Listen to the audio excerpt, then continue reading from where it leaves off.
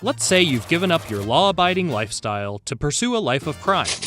You've just made your first big score, perhaps from selling drugs, taking a bribe, or other corrupt acts. You can't just spend it or deposit it in your bank account without attracting attention from authorities. That pesky money trail might serve as evidence of the crime you committed, so you need to get that dirty money clean. There are 3 steps to any money laundering scheme.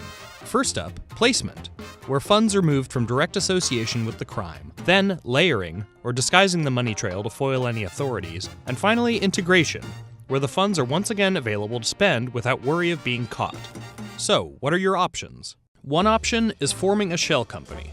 It's fairly easy, and there are plenty of law firms who can help. It should take them only a bit longer than signing up for a new email address. Launderers may turn to historic tax havens like Switzerland, or places where you can set up anonymous shell companies like the Cayman Islands or the US states of Delaware and Nevada. Once a shell company is set up, make up some fake transactions for goods or services that you pay for with your dirty money.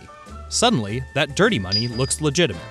It also helps to find people in banking who don't care if you're a shady client. After the fall of the Soviet Union, launderers sought out weak spots throughout Europe where oversight was poor. Billions have been funneled through banks in Cyprus, Malta, and the Baltic nations of Estonia and Latvia. If you prefer to use the stock market, you can try a technique called mirror trading. In this method, you use your money to purchase shares, and then you sell shares worth the same amount somewhere abroad. The trades functionally cancel each other out, but you've successfully turned your rubles into clean euros. A similar method is a back-to-back deal, where, say, a Russian takes out a loan in one country, say Austria, that's guaranteed by a deposit of dirty money back home in Russia. She then defaults on the loan, the bank in Austria seizes the Russian deposit, but she still ends up with the proceeds of the loan. No strings attached. Or maybe you like to visit casinos. Another method of money laundering is mixing dirty money in with clean. Cash businesses like restaurants and casinos are particularly attractive to launderers. A common scheme is to buy a bunch of casino chips, make a few small wagers, then cash everything else out as winnings.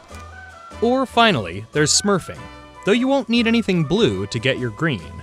With this one, you hire a bunch of associates called smurfs to individually deposit small chunks of the large haul you're trying to cleanse in different accounts in different places. Beware! US banks are required to report any transaction over $10,000, so you might need to find a lot of smurfs. So you can see, there's lots of ways to launder money. Unfortunately for you, there's no guarantee that you won't get caught.